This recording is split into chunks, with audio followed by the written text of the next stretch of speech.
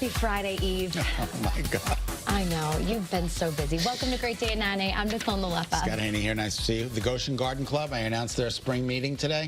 Canceled because it's snowing. The poor garden club trying to get into spring. The poor garden club trying to get into the swing of spring here. Oh, my gosh. So the Goshen Garden Club, their 1 o'clock meeting is canceled, so you don't have to go today. It's still snowing out there. I stepped outside a few minutes ago in Rocky Hill here. Yeah. I had literally like an inch of slush, on my car in some areas. It's crazy. What is going on? Mother Nature is berserk. All right, through this morning, first alert, rain, snow showers continue, although they are starting to wind down. It's going to move on out. But there could still be an additional ½ an inch to an inch in parts of northwest Connecticut.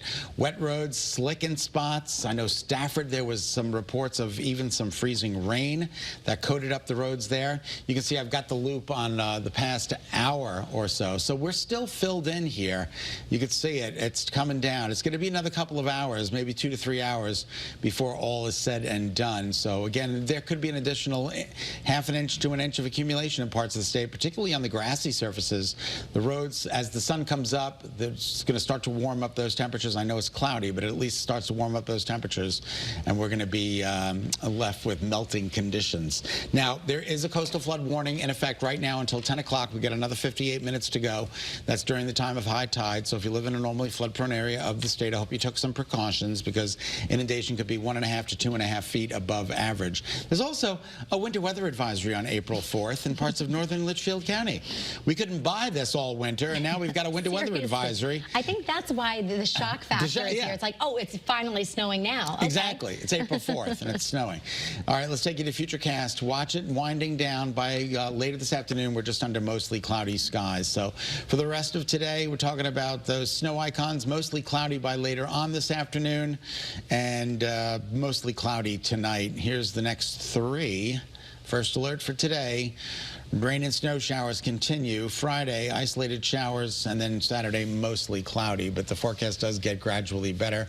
By Sunday, we're talking about partly to mostly sunny skies, which is good news.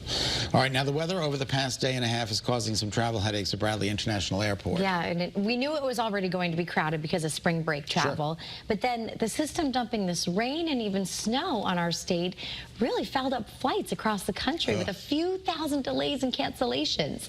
Now, leaders at Bradley say that you should be prepared for an even bigger swell of travelers until mid-April. Interesting. The busiest time at the airport tends to be from 4 to 7 a.m. Yeah. Did you ever get there that early in the morning? I have. It's jamming. It's crazy. But it's funny because usually like around 6:30 sometimes when we send a reporter to the airport. Right, they're clear. It's cleared out. Yeah, You're like, where's the people? There you go.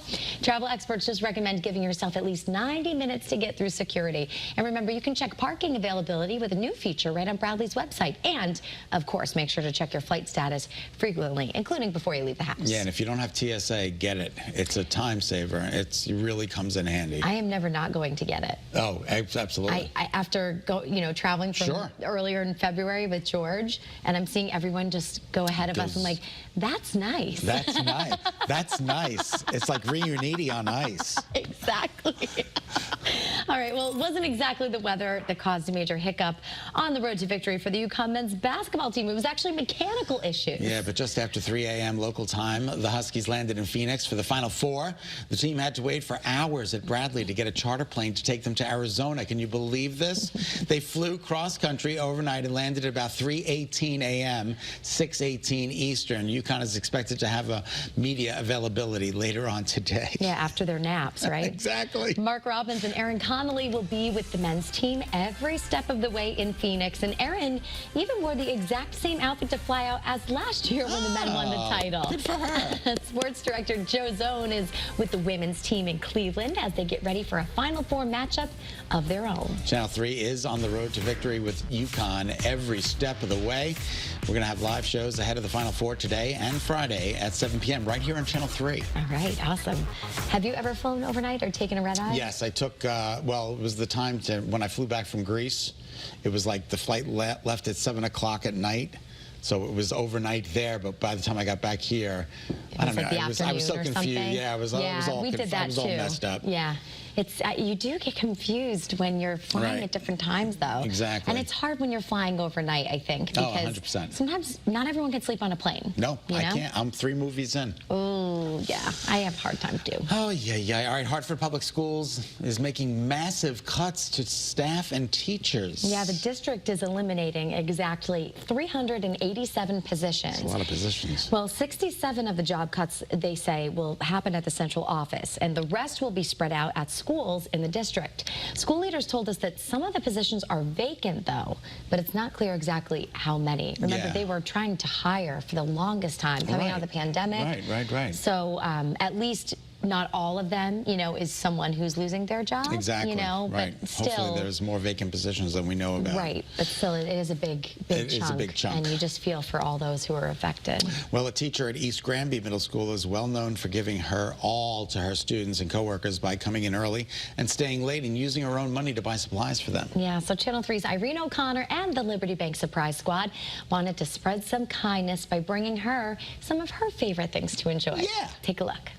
So we have the gift certificate for a spa day at the Delamar Spa in West Hartford. We've got 24 donuts and some Dunkin' Donuts coffee, all for Mrs. Semyenko. Hi, we're with the Liberty Bank Surprise Squad from Channel 3. So we got you a gift certificate for a spa day at the Delamar Spa in West Hartford. Oh my gosh, wow. Eugenia Semyenko is soft-spoken, but her coworkers and students can't say enough great things about her. She's wonderful. Not only is she one of our best teachers, she's probably one of our best human beings. From the first day of me coming here, she welcomed me with open arms. She is by far probably the most selfless person I've ever met. She's a good teacher, the best. Eugenia is a special education teacher for middle and high school students. That was easy. That was easy. And she also teaches life skills. Just really how to be independent in life and how to, survive and be resilient in the world and face challenges. But above all else, Good job. she leads and teaches by example. One of our things is being kind, having a kind heart, always looking out for others.